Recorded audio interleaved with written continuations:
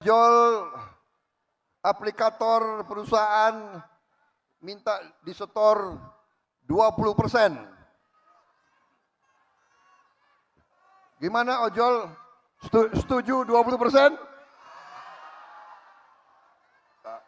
Bagaimana 15%? Berapa? 10. Kalian minta 10%? Ya. Saya katakan di sini, saya tidak setuju 10%. Harus di bawah 10%. Enak aja. Lo yang keringat, dia yang dapat duit. Sorry aja. Kalau nggak mau ikut kita, nggak usah berusaha di Indonesia.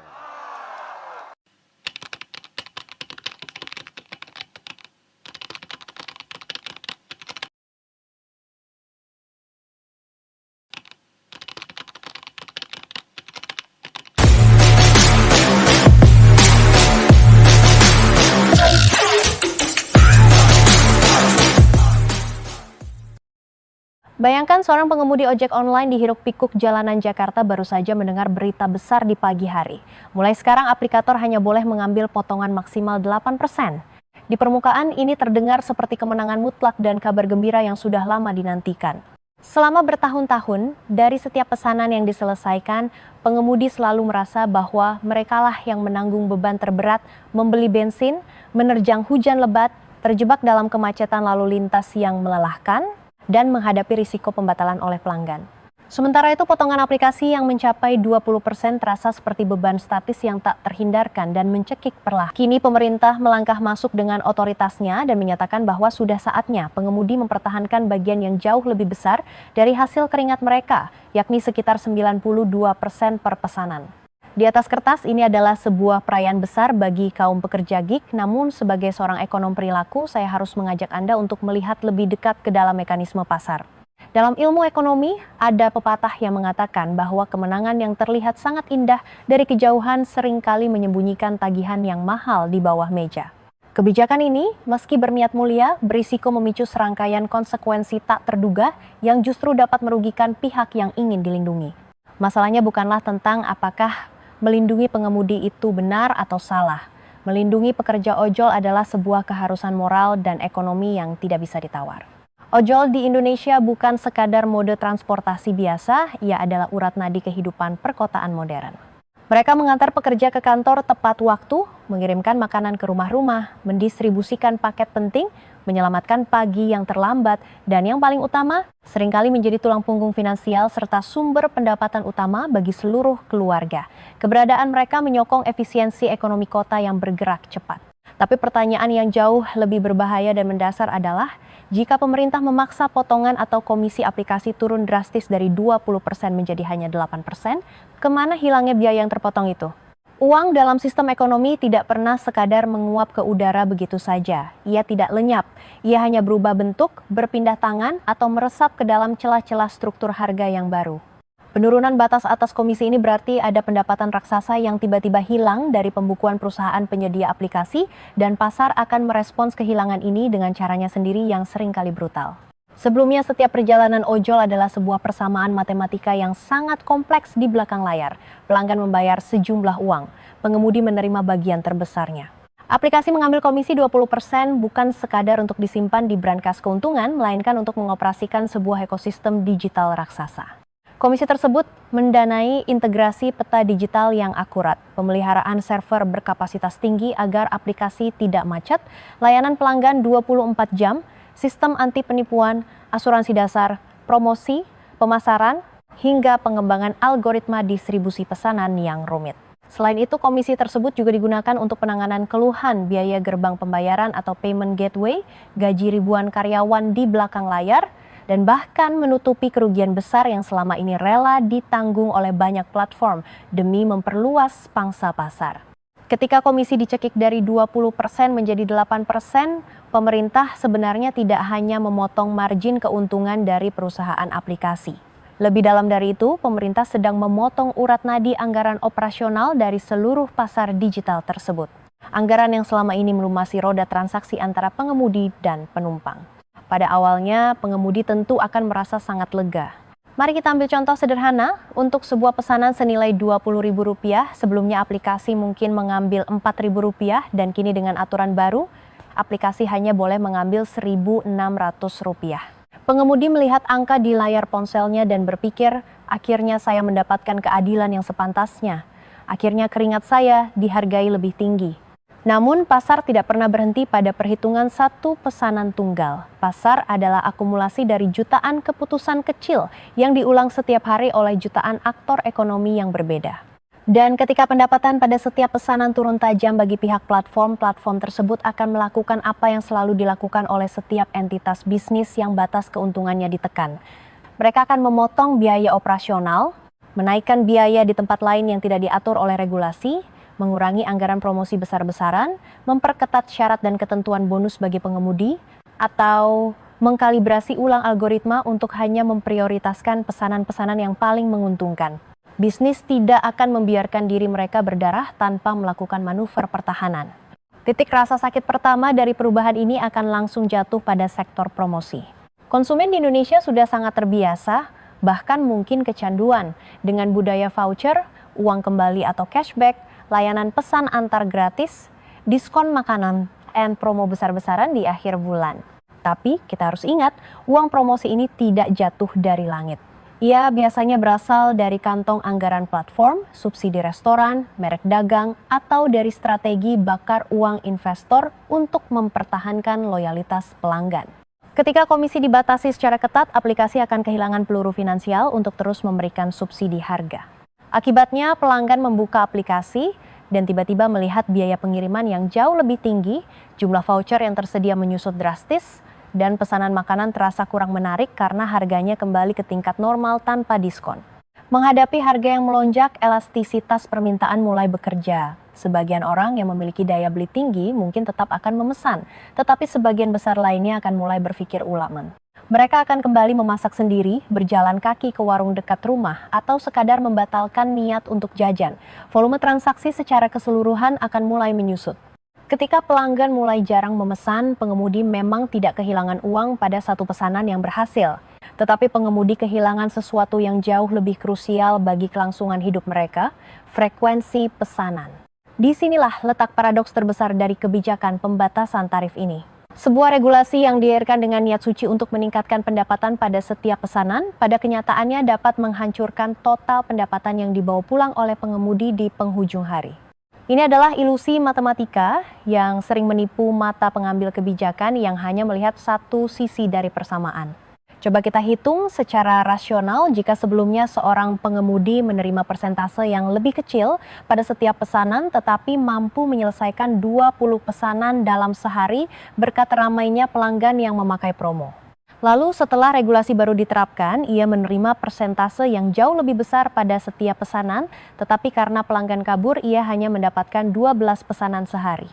Maka pertanyaan utamanya bukanlah apakah rasio bagi hasilnya terlihat adil di mata hukum, melainkan berapa banyak uang tunai real yang bisa dibawa pulang untuk keluarga setelah dipotong biaya operasional. Biaya operasional seorang pengemudi bersifat tetap dan tidak peduli dengan rasio komisi. Bensin harus dibeli, perut harus diisi, suku cadang motor harus diganti secara berkala, pulsa telepon dan kuota internet harus selalu aktif, dan waktu tunggu di pinggir jalan yang terbuang sia-sia tidak akan pernah bisa dikembalikan. Jika total pesanan harian anjlok, persentase 92% yang terlihat gagah di berita nasional tidak akan cukup untuk menutupi biaya hidup yang terus merangkak naik. Persentase yang indah tidak bisa digunakan untuk membayar uang sekolah anak, hanya uang tunai nyata yang bisa.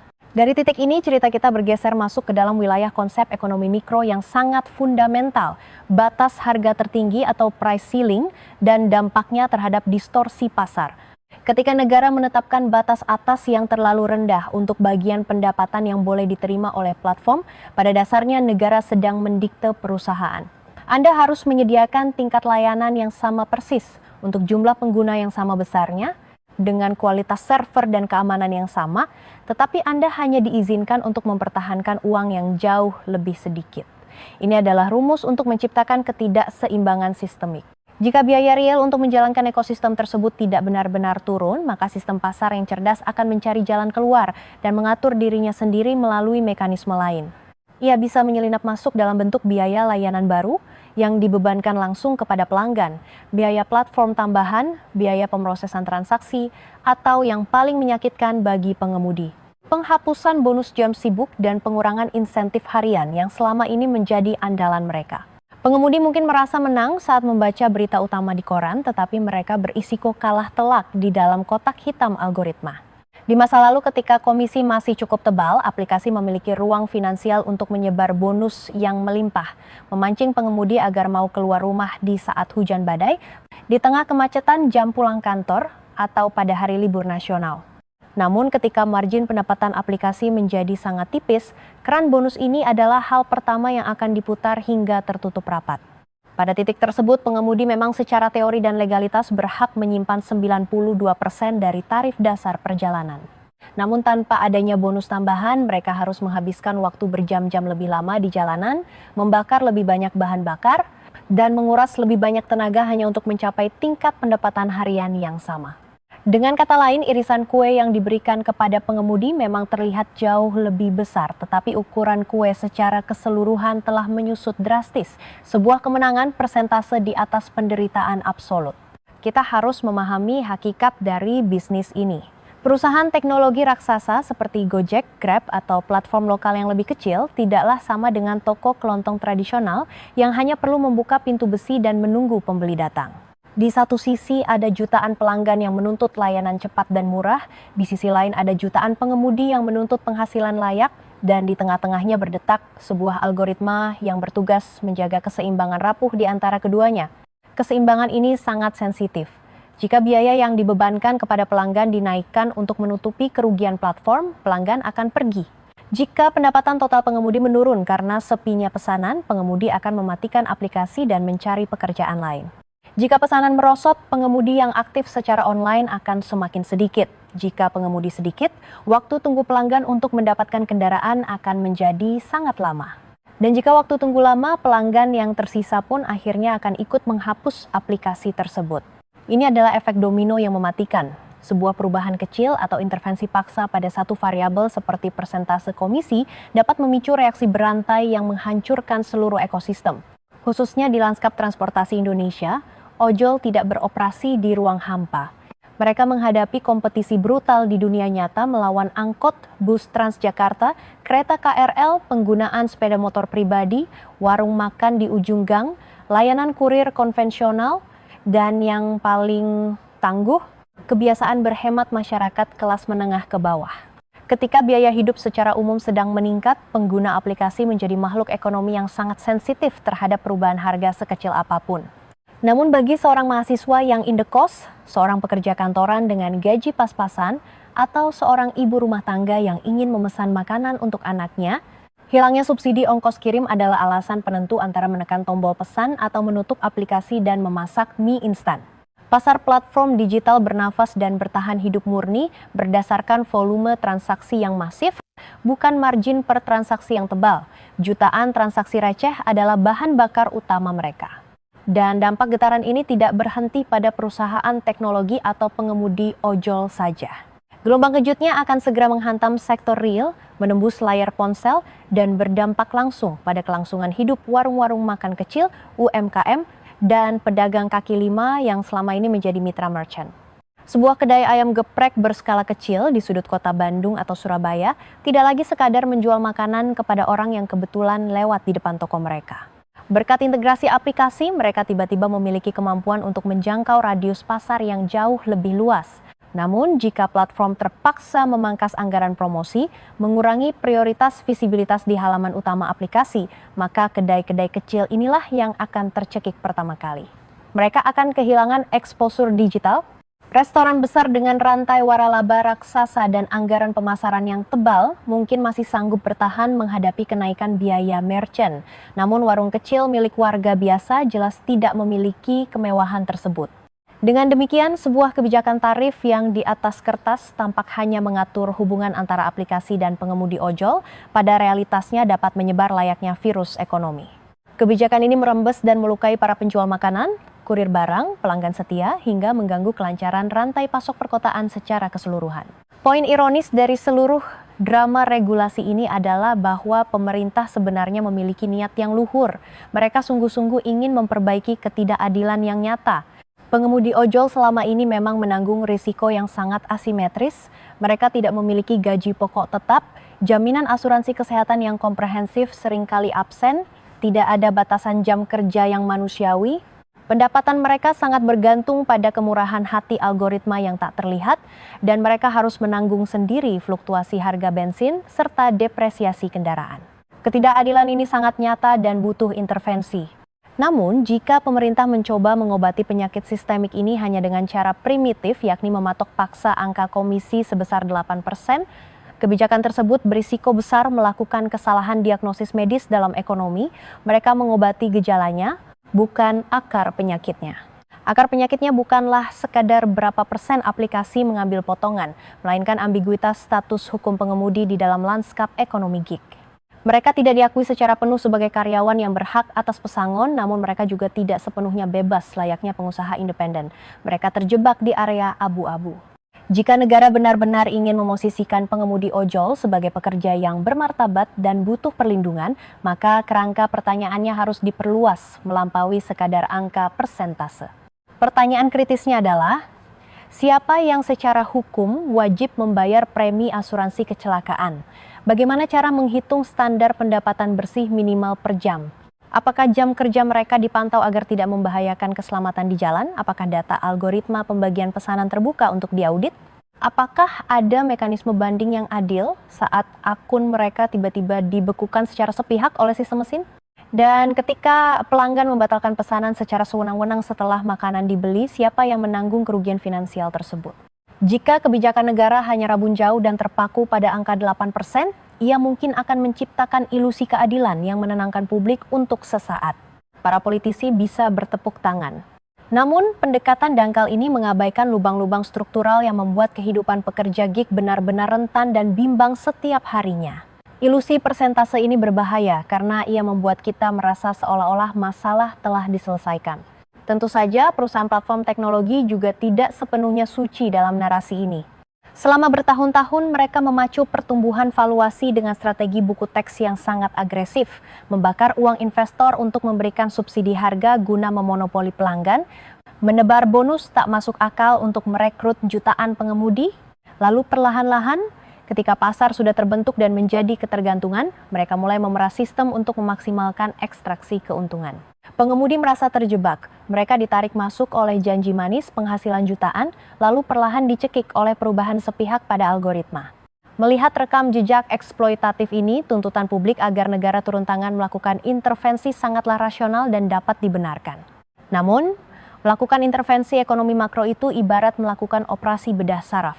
Jika pisau bedah diarahkan pada titik yang tepat, ia akan menyelamatkan nyawa pasien. Tetapi jika tekanan yang diberikan salah atau instrumen yang digunakan terlalu tumpul, operasi tersebut justru akan membuat pasien mengalami pendarahan hebat. Angka 8% ini berisiko menjadi pisau tumpul yang melukai jaringan sehat dalam ekosistem ekonomi digital. Dalam ilmu ekonomi ada satu konsep menakutkan yang disebut dead weight loss atau kerugian beban baku. Ketika harga atau komisi ditekan secara artifisial sehingga melenceng dari titik keseimbangan alaminya, sebagian transaksi yang seharusnya memberikan keuntungan bagi semua pihak pelanggan, pengemudi, dan platform tiba-tiba lenyap tidak lagi terjadi. Pelanggan sebenarnya ingin memesan, tetapi harga akhir terlalu mahal karena platform menambahkan biaya siluman. Pengemudi sebenarnya ingin bekerja, tetapi aplikasi tidak berbunyi karena pesanan sepi. Platform ingin berekspansi, namun kehabisan napas finansial. Pemilik warung makan juga sebenarnya ingin berjualan, tetapi visibilitas toko mereka diturunkan oleh algoritma. Tidak ada pihak jahat yang secara langsung mencuri atau merampas keuntungan tersebut. Nilai ekonomi itu sekadar menguap dan lenyap dari realitas pasar akibat gesekan regulasi. Inilah wujud nyata dari kerugian beban baku. Ribuan perjalanan yang tidak pernah terjadi, ratusan ribu porsi makanan yang urung dimasak, dan jutaan jam kerja aktif pengemudi yang terbuang sia-sia menatap layar ponsel tanpa menghasilkan Rp1 pun. Potensi ekonomi kota menguap begitu saja. Lebih mengerikan lagi, kebijakan populis semacam ini memiliki kecenderungan tak terduga untuk menciptakan pasar yang semakin monopolistik. Perusahaan teknologi raksasa dengan cadangan modal yang dalam, akses ke data mahadata, dan ekosistem terintegrasi mungkin mampu menahan napas dan bertahan dari gempuran regulasi ini lebih lama. Sebaliknya, perusahaan rintisan lokal yang lebih kecil atau pemain baru yang mencoba masuk ke pasar akan langsung tewas tercekik karena mereka tidak lagi memiliki ruang margin untuk memberikan promosi dan bersaing. Ironisnya, hasil akhir dari sebuah kebijakan yang dikampanyekan untuk mengurangi dominasi dan kekuasaan absolut platform raksasa justru bisa berbalik memperkuat posisi mereka. Karena pada akhirnya hanya raksasa bermodal tebal yang memiliki daya tahan untuk selamat melewati era di mana margin keuntungan ditekan hingga setipis kertas. Ketika kompetitor kecil mati, raksasa yang tersisa akan memiliki kekuatan monopoli yang jauh lebih besar dari sebelumnya, memberi mereka kendali mutlak untuk mendikte syarat apapun kepada pengemudi di masa depan tanpa takut kehilangan mitra. Selain itu, pengemudi juga akan mengalami stratifikasi dan perpecahan nasib berdasarkan letak geografis. Mereka yang beroperasi di pusat kota padat seperti Jakarta, Surabaya, atau Bandung, di mana kepadatan pesanan dan daya beli masih cukup tinggi, mungkin masih bisa bertahan hidup dengan strategi baru. Namun nasib kelam menanti pengemudi di kota-kota tier 2, wilayah pinggiran atau kabupaten di mana pesanan secara alami lebih sepi. Lapis terakhir dari ilusi regulasi ini adalah munculnya perilaku menghindari aturan. Jika platform dilarang keras mengambil komisi lebih dari 8%, para insinyur keuangan mereka hanya perlu mengganti nama kolom potongan tersebut. Ia tidak lagi disebut komisi. Sebagian dari biaya siluman ini akan didorong ketagihan pelanggan, sebagian lagi membebani merchant. Pengemudi akan melihat potongan resmi mereka turun di layar ponsel, tetapi realitas dompet mereka tetap stagnan. Oleh karena itu, narasi ini tidak boleh disederhanakan menjadi cerita heroik tentang pemerintah yang menyelamatkan pengemudi atau narasi pesimis tentang negara yang menghancurkan inovasi teknologi. Solusi kebijakan yang cerdas menuntut pendekatan yang jauh lebih holistik. Indonesia membutuhkan paket regulasi yang seimbang, transparansi mutlak atas seluruh biaya pada setiap pesanan, pemisahan yang tegas antara komisi murni dan biaya layanan operasional, kewajiban untuk mempublikasikan formula pembagian hasil, dan penciptaan skema asuransi sosial yang iurannya ditanggung bersama oleh platform pengemudi dan subsidi negara. Arah kebijakan yang jauh lebih masuk akal dan efektif adalah berfokus pada perlindungan pendapatan bersih atau take home pay, bukan sekadar memuja persentase komisi kotor. Karena pada kenyataannya, pengemudi tidak bisa memberi makan keluarga mereka menggunakan persentase. Mereka hidup dari uang tunai yang tersisa setelah semua ongkos dikeluarkan. Jika negara memantau pendapatan bersih rata-rata per jam, menghitung waktu tunggu yang terbuang, mengkalkulasi biaya penyusutan kendaraan, serta mengatur kompensasi pembatalan sepihak, barulah kebijakan tersebut akan membumi dan menyentuh realitas keras di jalanan. Sebagai kesimpulan, mari kita kembali pada sosok Abang Ojol di jalanan yang sibuk tadi. Ia tidak membutuhkan slogan politik yang bombastis atau janji-janji persentase yang terlihat gagah di spanduk. Yang ia butuhkan adalah kepastian bahwa saat ia pulang menembus malam, uang di sakunya cukup untuk menyambung hidup esok hari. Penurunan komisi menjadi 8% mungkin adalah sebuah gebrakan berani, sebuah sinyal kuat bahwa negara tidak sepenuhnya lepas tangan terhadap nasib buruh digital. Namun jika gebrakan itu memicu hilangnya pesanan, lenyapnya promosi, dan kaburnya pelanggan, maka bencana sesungguhnya baru saja dimulai. Tragedi dari kebijakan 8% ini tidak terletak pada angka 8 itu sendiri. Ia bersarang pada ilusi fatal bahwa kompleksitas sebuah ekosistem pasar dapat diperbaiki hanya dengan mengubah satu digit angka di atas kertas undang-undang. Dalam ilmu ekonomi makro, kita belajar satu pelajaran pahit. Niat yang baik tidak pernah secara otomatis menghasilkan dampak yang baik. Terkadang, ketika kebijakan berniat memotong kue ekonomi untuk dibagikan secara lebih adil, jika dilakukan dengan paksaan dan mengabaikan hukum alam pasar, kue tersebut justru akan menyusut mengecil sebelum masyarakat miskin sempat menggigitnya.